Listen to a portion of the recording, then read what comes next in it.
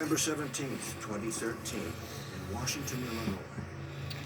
A tornado outbreak in the Midwestern U.S. is underway and has invaded Tazewell County. From his backyard, Chris Lancaster records an ominous twister in the distance. Flying, baby.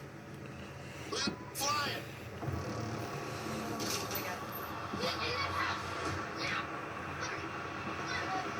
Get in the house. Get her in the basement and kennel them.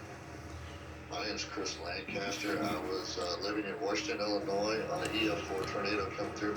I grabbed my phone, was outside talking to neighbors, and that's where the video started at. Chris! It's coming toward us! I'm going with my baby. Go with the babies. Go. My babies. Go. Yeah.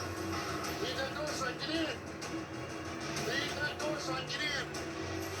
Chris's family all take shelter in a concrete safe room in the basement, while Chris and his oldest son, Cherokee, watch from their back patio in awe.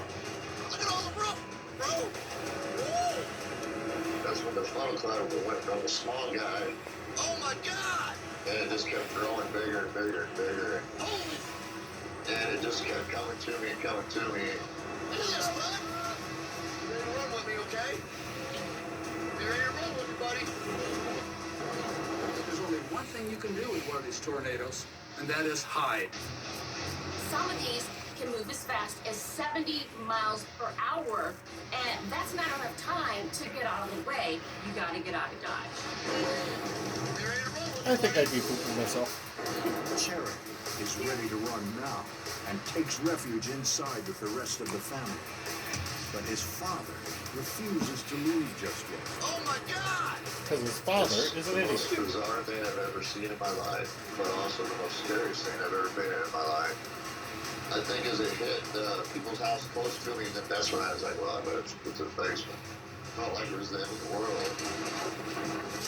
It sounded like a freight train, just like a Amtrak going. Whoa! It was pretty wicked.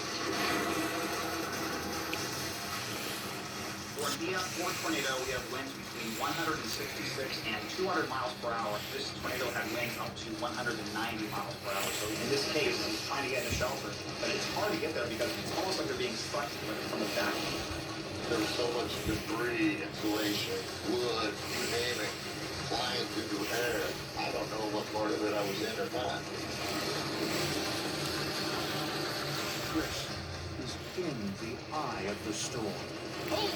And as he battles for survival, suddenly someone rescues him. It's his son, Cherokee. Well, I dove down the stairs and Cherokee just grabbed my arm and gonna pull me around the corner to the concrete safe room. I really don't know, but it was just something tremendous. That could have been the last chance.